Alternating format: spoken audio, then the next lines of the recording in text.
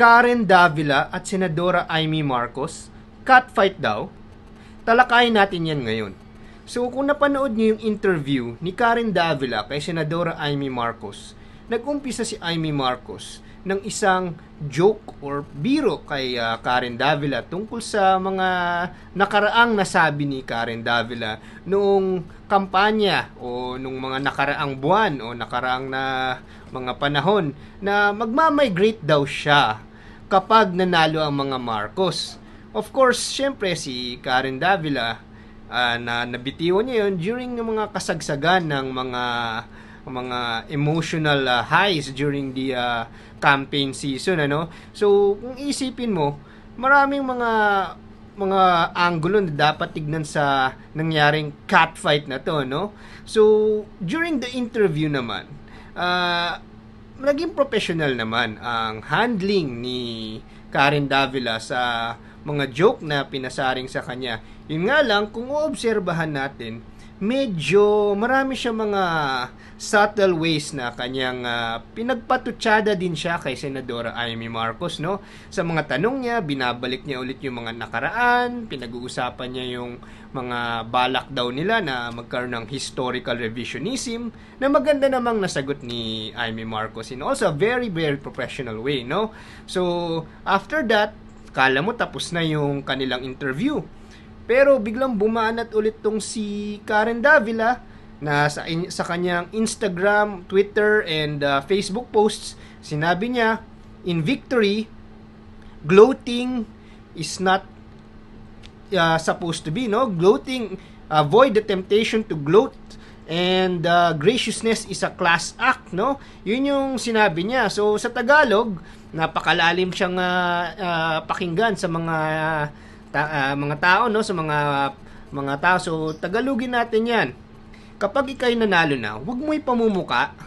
Huwag mong pamumuka sa mga tao. At kapag ikay gracious or mabait ka, yun ay class. Yun ay mas maganda.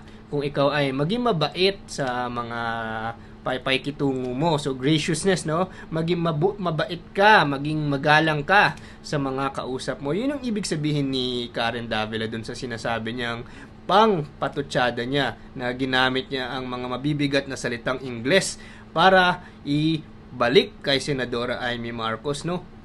So marami nagtatanong, so sino daw ang mali sa panig na to? So tingnan natin, i-analyze natin muna ang bawat panig, no?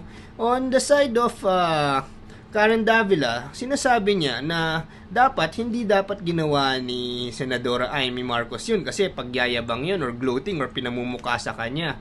Pero kung isipin natin naman yung side ni Senadora Amy Marcos, 36 years na silang tinitira ng mga mainstream media, and sa tagal-tagal ng panahon na tinitira sa kanila, syempre napupuno na rin ng salop, no? Kumbaga kung ikaw rin 36 years na tinitira ang pamilya mo, syempre minsan napupuno ka rin ng emosyon. Kaya kung titignan natin yung reaksyon ni Senadora Amy Marcos, in fact napakaganda rin, very professional din. Lumabas na tinake niya as a joke. Kumbaga nagbibiro siya, hindi naman niya talaga pinamumuka kay Karen Davila. Kumbaga binibiro lang niya, kumbaga nire-repeat lang niya yung sinabi ni Karen Davila ng mga nakaraan.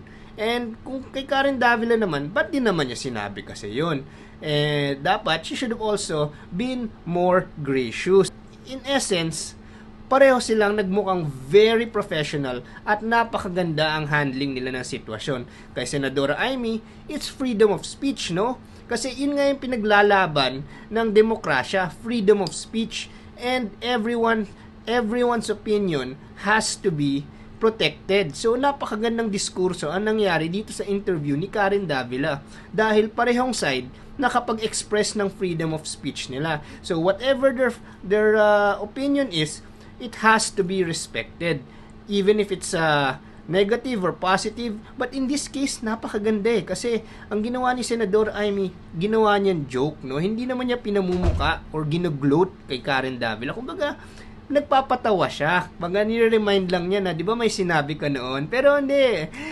Yun lang naman. Parang, kumbaga tumawa-tawa siya. Kasi mayroon talaga yung mga tunay na gloat yung talagang pinamumukha nila sa mga tao, yung tipong mga angas na siga sa mga kanto, yung mga ganong talagang gloating talaga sila pagka sila naman yung nakataas, no? So ito, in fact, masayong pa nga, napaka-gracious ng joke ni Senadora Amy Marcos. So yun ho, freedom of speech po na pinoprotektahan natin dito sa ating bansa at nagmukhang napaka-good ang reaction ni Karen Davila at nagmukha rin very professional and gracious si Senadora Amy dahil kung isipin mo, senadora na siya, nanalo na sila, yet nakapagbiro pa siya, hindi naman siya nag-gloat. So very admirable din ang paikitungo ni Senadora Amy despite the fact na staunch critic or malaking kritiko talaga nila tong si Karen Davila, ini-entertain niya na makipagdiskurso pa rin sa kanya kahit alam niyang babanat ang si Karen Davila, ini-entertain niya. So she's also very professional senator na talagang admirable pa rin ang kanyang mga katangian. And to Karen Davila as well, for being very professional in handling the joke, no? Hindi naman siya nag-react in a very emotional way. She was able to handle it during the interview. Of course, syempre, marami mga opinions on both sides, but I would say both or this discourse was able to bring out the best in both people, no? Kasi nagkaroon ng freedom of speech and both sides were able to finally express how they should move forward after everything has happened. So yun ho, mga kaibigan at mga nanonood ngayon.